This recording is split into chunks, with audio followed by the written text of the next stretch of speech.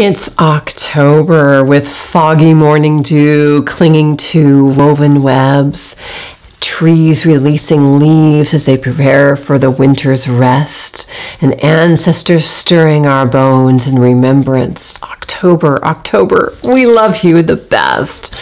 I love October and this time of transitions and the death card, right? This is a time where we're going into the dark time of the year, and so it's time to really honor and value the darkness in life.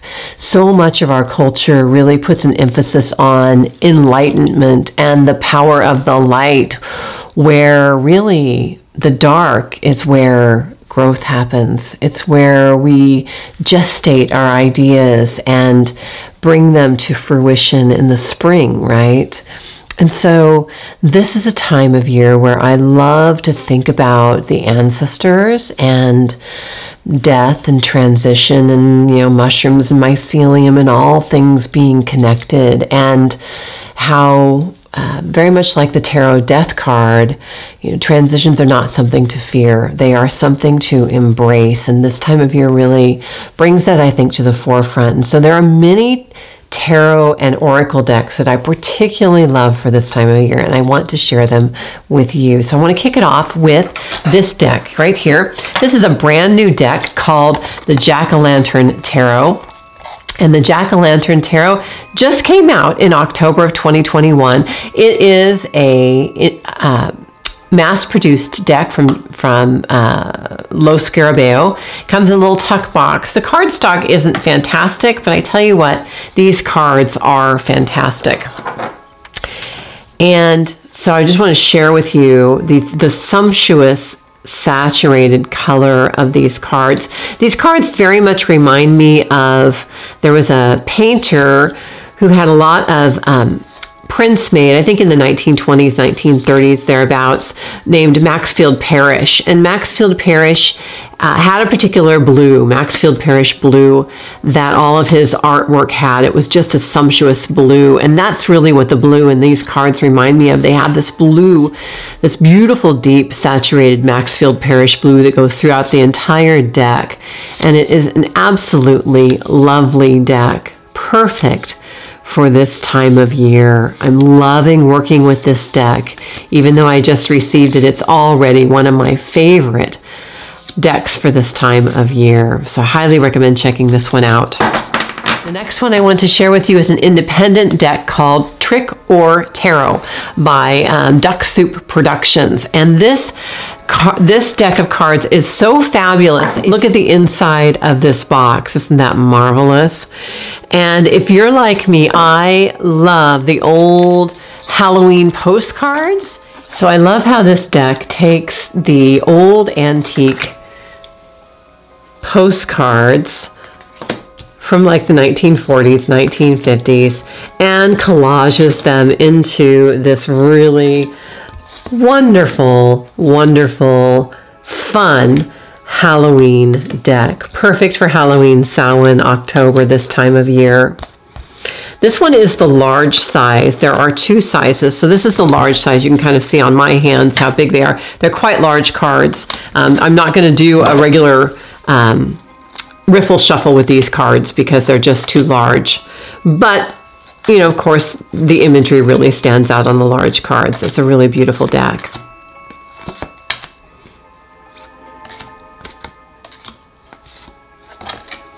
Trick or Tarot. Love it. Duck Soup. The next deck you have probably seen because it's been around for a while, and it is, of course, the Halloween Tarot, and it's just simply a fun little tarot deck that, let me show you overhead here. So it's got, it's just a really fun deck. Great for kids. It's very harmless, fun little deck. Some great imagery. Again, really saturated colors, which I love. Some little ghosts and goblins and jack-o'-lanterns. And there's some Frankensteins going on in here, and Bride of Frankensteins. That's the hanged one. Hanging around, right? Awesome. The next one I want to share with you is the Everyday Witch Tarot and Oracle. I love these two. And honestly, these were decks I didn't think that I would like or need. And then someone in our Tea and Tarot group brought this deck to the group, and I was blown away by particularly the saturated coloration of the deck. So the deck itself is so beautifully colored. I love the artwork. Look at that strength card. It's just gorgeous. It's a beautiful deck for really all year round, but especially this time of year. I love to do readings, especially this time of year, for charities and things like that. You know, it's a really fun time of year for people maybe who would not normally be getting their cards read, will, you know, in October get their cards read because it's a Halloween-y type thing to do. And this is a really fun deck to use for that. Very non-threatening deck. It does not stick completely close to the Rider-Waite-Smith imagery, but it's pretty close, and close enough that you, if you're familiar with the Rider-Waite-Smith imagery and you're comfortable reading those decks, then you will easily be able to read this deck. Plus, the images are really evocative, I think. Look at that. Isn't that fabulous? Oops. Absolutely wonderful. Beautiful deck. And the Oracle deck is also equally beautiful. The cards are simply gorgeous, and it's a really well done Oracle deck also. Highly recommended. And because these are both mass-produced decks, they are very inexpensive. All right, the next deck I want to share with you is not necessarily a Halloween deck, but it's perfect for this time of year. Now, if you're familiar with the films of Guillermo del Toro, I can't even think of the name. There's lots of films and none of them are coming to my mind right now. I haven't watched any of them because they all tend to be pretty dark, but I'm familiar with them, and I love the idea that he kind of redoes mythology, and he retells stories in ways that have lessons to them. This deck was created by someone who really loves Guillermo del Toro's work and created a tarot deck kind of to honor that work. Now, I love woodcut art and linoleum cut art. That type of printing is, I think, some of the most beautiful artwork, and very old-fashioned. You know, the original Marseille decks were done with woodcuts, and I do some woodcut. I do more linoleum carving myself, and so I really appreciate the work that goes into these decks, and that's what this deck is. It's really a beautiful deck. So let me share it with you.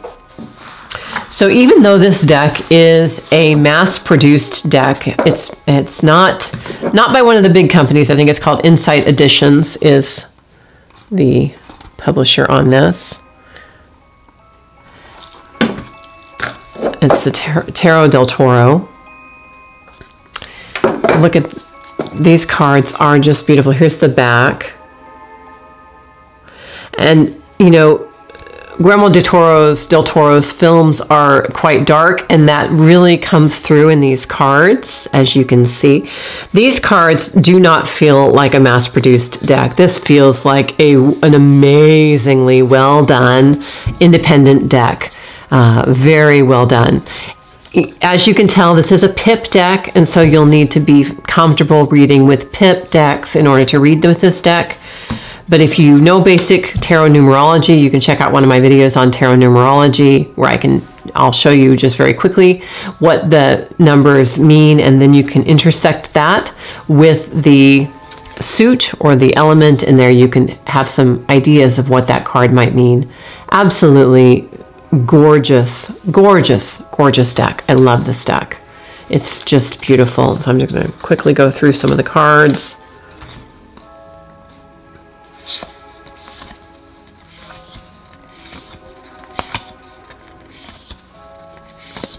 Perfect for this time of year. It definitely has a dark aesthetic to it. Look at that. Incredible, right?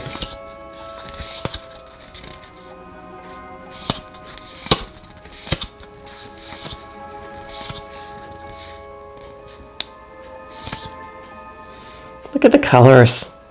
Simply gorgeous. This artwork is amazing. It's one of the most beautiful decks I think I own.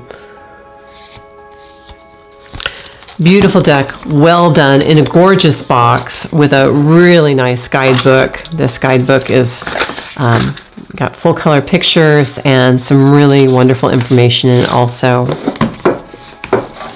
The next one I want to share with you is called The Raven's Prophecy, and it is a mass-produced deck that's based on a young adult series of books. This deck is very minimalist in its artwork, and so it's not one that you're going to want to get if you are not really well versed in the Rider-Waite-Smith deck, because the artwork is not going to give you a lot to go on. You're going to need to be able to know what those cards actually mean. Let me show some of them to you here. So it's a beautiful deck. Now this you see some of the edging on here is bleeding over. That's my own edging. I don't generally modify my decks, but this deck needed to have black edges in my opinion, so I just simply took a Sharpie to it.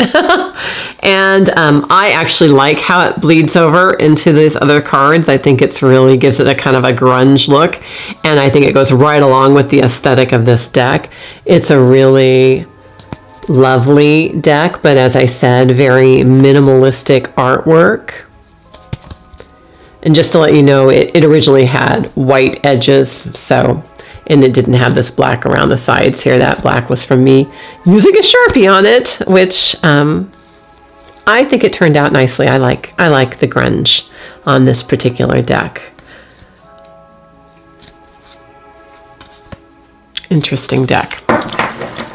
So another deck I want to share with you is the Marianne Tarot, and this is another deck that's not particularly a Halloween or Samhain deck by design, but because it has imagery that is considered to be dark and a little strange, it's very perfect for this time of year. Let me show you what I mean. This deck has imagery which some might say is disturbing in many ways, and it's definitely not a deck that I use very much, but I do appreciate some of the artwork. Some of the artwork I do find personally very disturbing, but you know, it's October and it's Samhain and Halloween, and that means it's time for us to take a look at what disturbs us maybe, and delve into what makes us uncomfortable and why it makes us uncomfortable. This is one in particular that I really find disturbing, the Hierophant. But I can see it. I mean, I have delved into it a little bit, and I get it. But the artist, her choices are very different than really any other deck. It's a very unusual deck. Look at that one, the Magician. Beautiful. So Marianne might be a deck that you might consider for Halloween, Samhain time of year. Another deck that I really like for this time of year is a really fun deck called the Shadowlands Tarot deck. Now this is a fun deck not only for adults, but this is actually could be for kids too, because it's a fun little monster deck basically. It comes in this lovely box. It's a mass-produced deck with a book.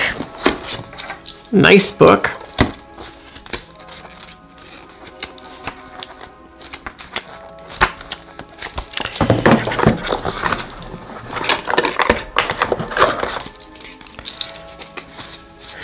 And really, this world of the Shadowlands Tarot is populated by kind of these little monsters. These little white-eyed monsters, which I really like. The artwork I think is really cool, very kind of colored pencil type of artwork. Another bat for the hanged one. So see, it's just very appropriate for this time of year. And really, it's appropriate for any time of year, but especially for this time of year. Love the High Priestess.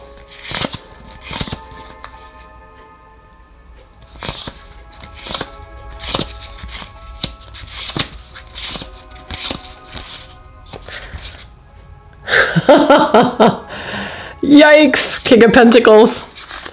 So that's a neat little deck with really pretty, look, gilded gold edges, really pretty shiny gold edges.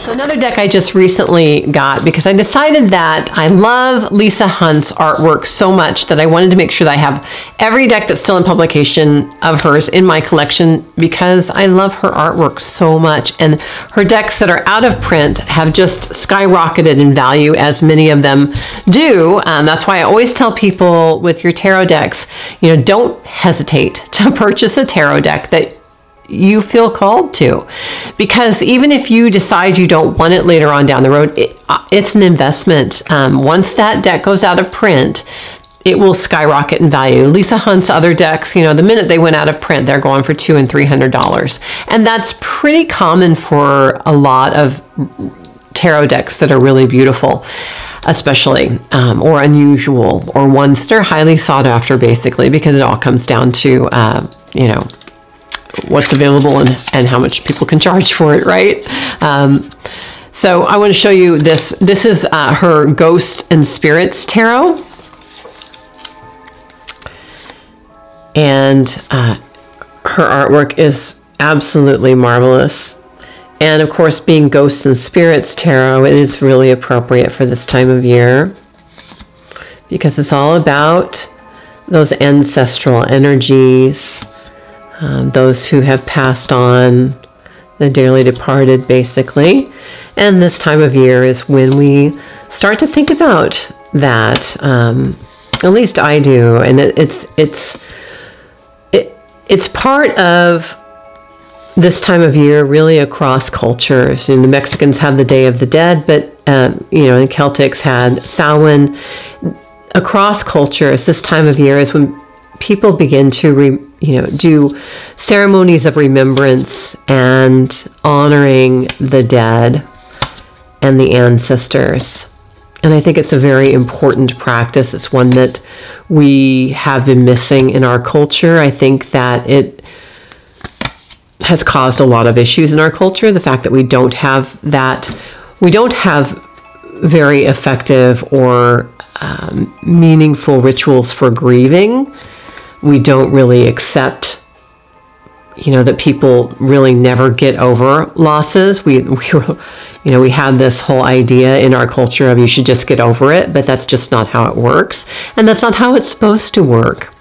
You know, grief changes us, and we need to honor those feelings and move through them, not try to shortcut that. And so having ceremonies of remembrance, creating your own ceremonies of remembrance can be very powerful. It's something that we've done ever since my youngest child was born over 20 years ago. We've always done a family day of remembrance after Halloween's over.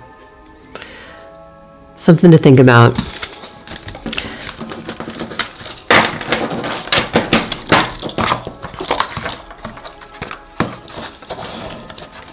I'm not a big fan of the tuck box. If this is a deck that I go on to use a lot, I will definitely get a bag for it.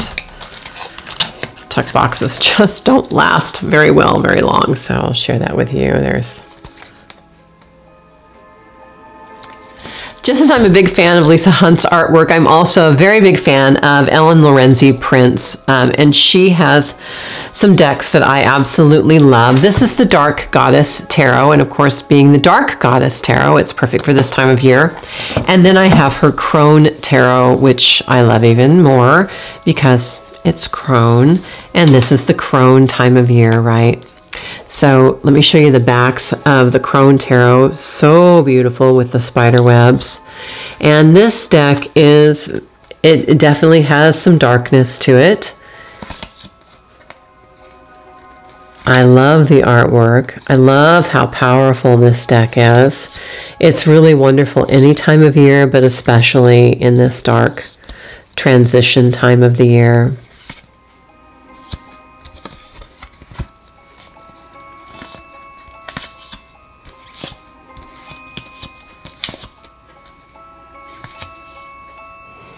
Powerful. And then her Dark Goddess Tarot, simply takes the goddesses from throughout mythology that might have some working with or representation with the underworld or somehow the dark part of the year, and then she put it all into a tarot deck. Beautiful. And her artwork, I think, is absolutely lovely.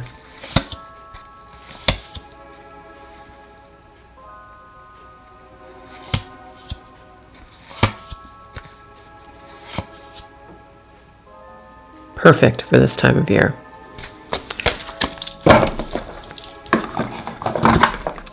And talking about the ancestors, I want to go ahead and share this deck because I think it's a really beautiful deck. It's called the Afro Tarot, and I'm only bringing it into this month's decks because if you trace your ancestors back far enough, that's where the first human beings are found, is in Africa. And so we all started in that area of the world. And so if we go back far enough, that's where our ancestors are. And this deck is a lovely reminder of that.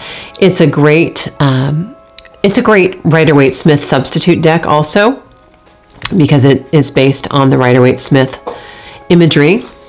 Let me go ahead and share that with you. So, Afro Tarot. This is an independently published deck.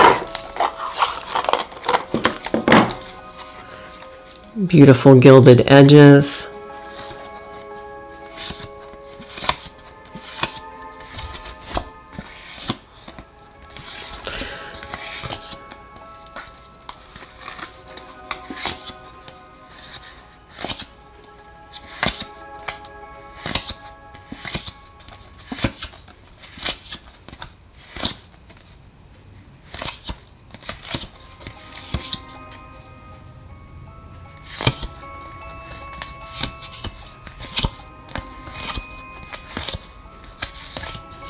Beautifully done. To round out the tarot portion of this video, I want to share with you Patrick Valenza's Deviant Moon Tarot. And of course, once we get into Patrick Valenza, it's a great segue into Oracle decks because everything Patrick Valenza is fabulous for this time of year, especially, and any time of the year, really. So the Deviant Moon Tarot deck is really a very kind of a dark and strange deck.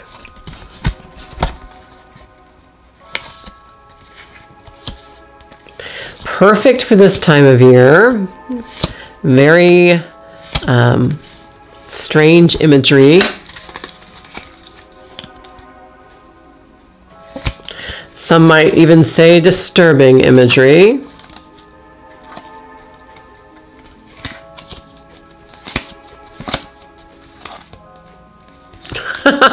Some of these are really turned upside down.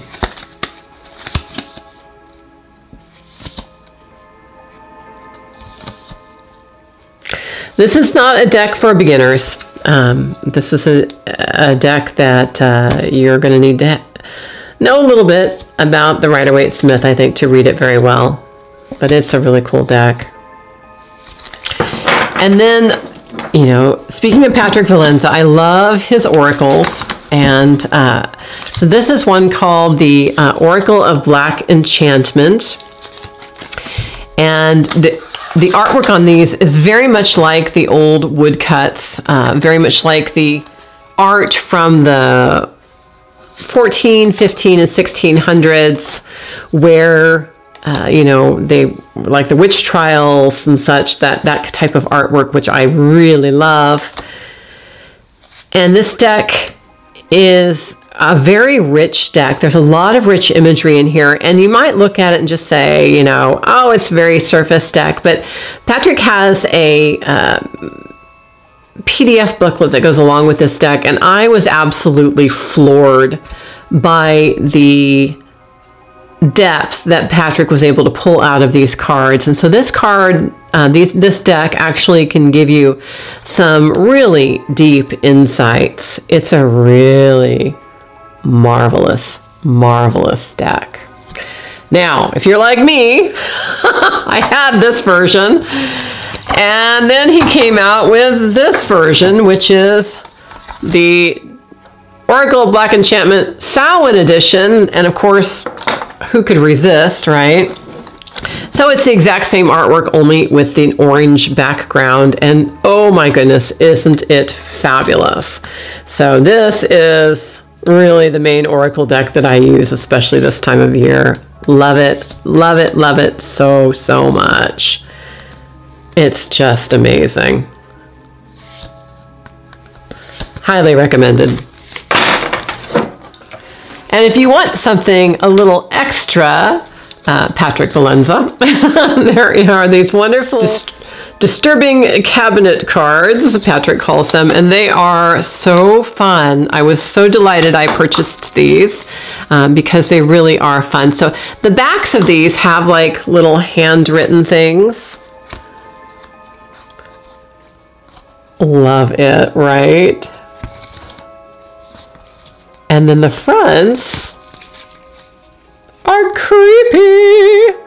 Creepy, creepy, creepy. And so fun. Especially for this time of year. They're just for fun. You could use it as an oracle if you wanted to, I suppose. I don't think it's really intended to be used that way. How wonderfully creepy is that? Love it, love it, love it, love it. I love all things Patrick Valenza. His artwork is so fun. Fun, fun, fun. All right, so now I want to share with you just a few extra oracle decks that I really like for this time of year. And again, these maybe are not necessarily just for this time of year, but they're especially appropriate for this time of year. And the first one I wanted to kick off with is the Urban Crow. And the Urban Crow Oracle. Now, there is a tarot deck to go along with this. I couldn't find mine as I was looking through my decks, but it's around somewhere. But as you can see on this, it is really, you know, all crow all the time. And what's not to love? All the crow decks this time of year, I think, are really wonderful to use because crows are kind of creepy. I love them, of course. We live out in the country and we've got all kinds of crows, and they are some of my favorite birds. But, you know, with Edgar Allan Poe and Quoth the Raven Nevermore, and, you know, all of the, of course, horror movies that have crows featured as harbingers of doom, basically. They do kind of have that reputation, and so it makes it kind of a fun deck to use this time of year. So that's the Oracle, and as I said, there is a tarot deck that goes right along with that. This is an absolutely wonderful deck that I backed on Kickstarter, so I'm not sure if it's still available, but it is the Compendium of Witches Oracle, and it's marvelous. She had a book that came out actually first about the historical witches. Absolutely wonderful. And I had even mentioned to her, I really hope you make this into an oracle deck. And I'm so glad that she did. It's a beautiful, beautiful, beautiful deck, as you can probably just tell from the gorgeous cover. Compendium of Witches Oracle. Look at that. Absolutely beautiful. And so I haven't used this deck a lot, as you can probably tell, because all my goodies from the Kickstarter are still in there. But let me show it to you here. It's in a beautiful box. Look at those cards that came with my Kickstarter. Absolutely gorgeous. Wonderful book. Let's go ahead and just flip through the book here. Full color book. Marvelous. And the finish on these cards is kind of that linen finish. Beautifully, beautifully put together deck.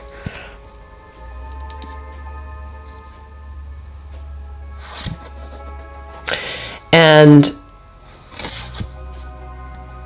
she's used in this deck images from her book that really takes and tells the herstory of some women throughout history that were accused of witchcraft which of course, you know, that's just really, that's our part of our history as women, and as everybody needs to know that history, because really they targeted the healers and the midwives of the village. The women with power were mostly targeted, and who had property, because the church got their property when they were killed, if they were convicted of witchcraft and killed, which of course happened most of the time.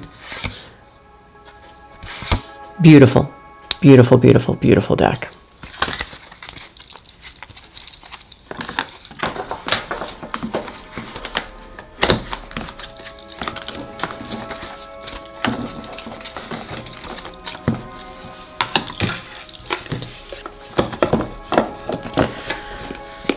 So another one I really like, especially for this time of year, is the Lunar Nomad Oracle. This, I'm a big fan of, you know, you probably have already been able to tell, art is one of the reasons why I get decks. I love art. And and I love collage art. Lots of information in this book. And this deck is really all collage, and it's a gorgeous deck.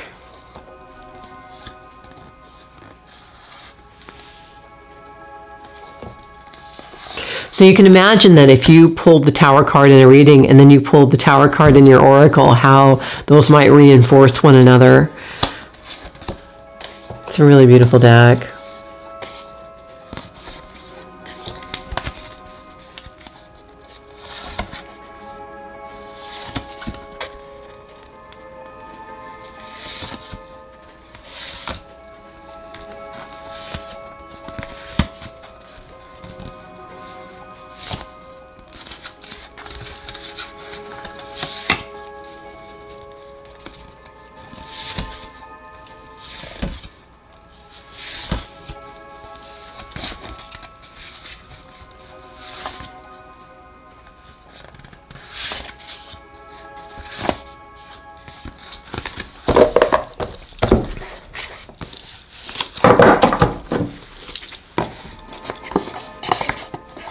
The only thing I don't like about this deck is it doesn't have another side. And so if I don't put a rubber band around it, sometimes the cards will just fall out. Speaking of ancestors, because that's this time of year, right? The Angels and Ancestors Oracle. Now, Hay House puts this one out, and it's a lovely deck for working with ancestral energies.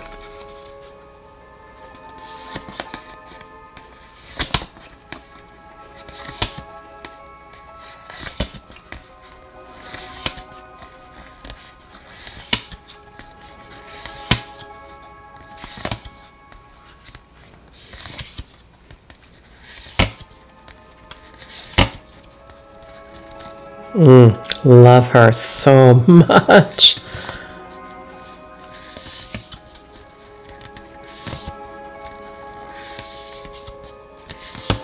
Look at that. Beautiful, beautiful, beautiful deck.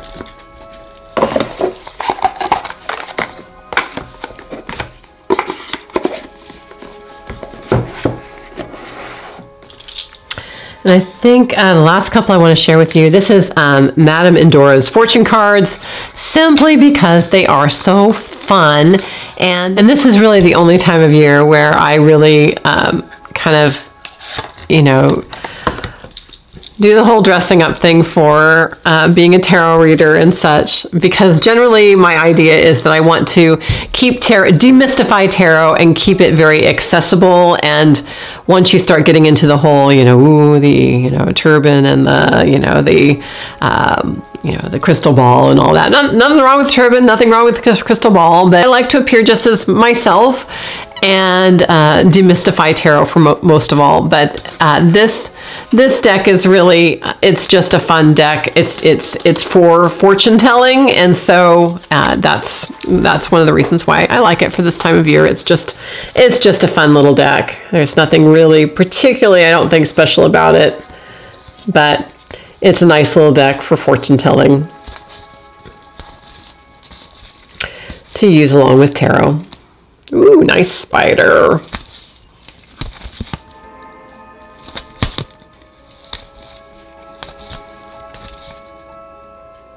So the last deck I want to share with you may be one that you may not have heard of before, and it's called the Aquaria Magicians deck.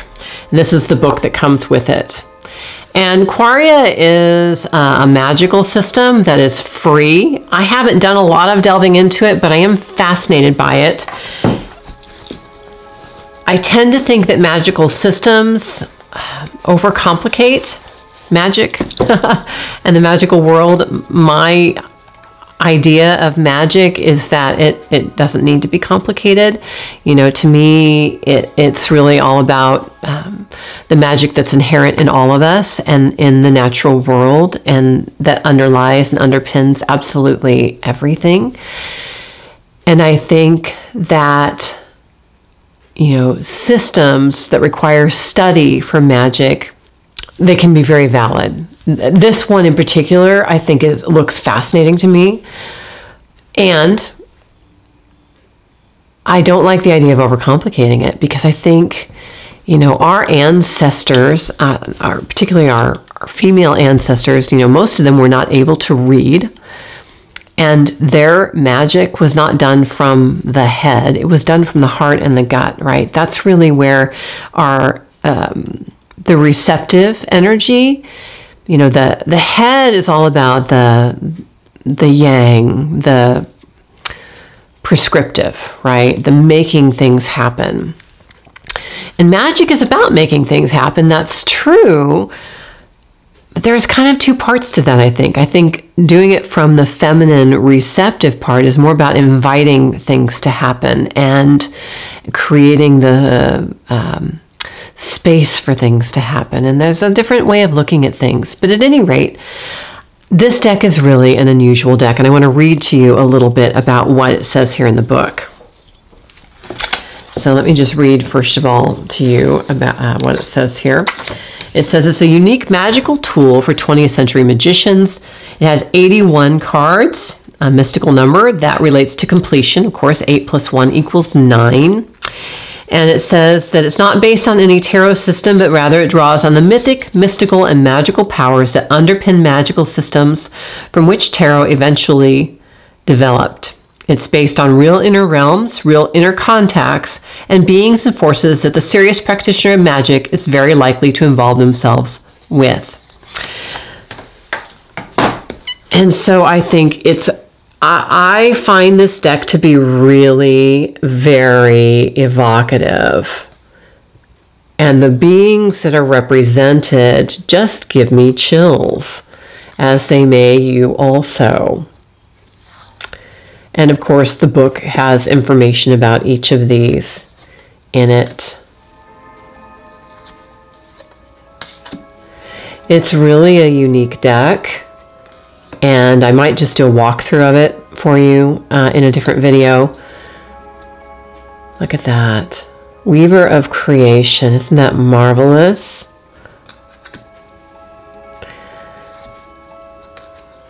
But because it's a deck based in magic, it seems especially appropriate for this time of year, which is why I included it in this video.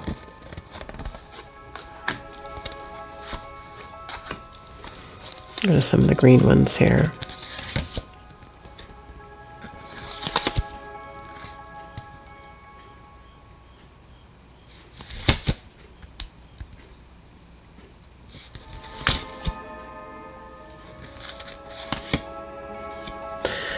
So fascinating, really. Perfect. Perfect way to end this.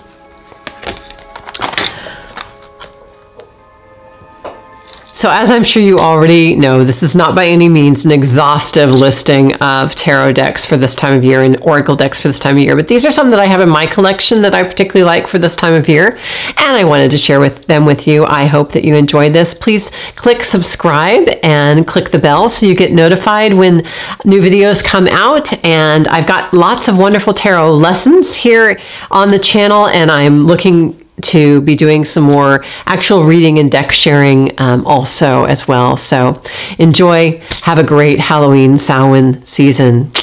May all your life be luminous.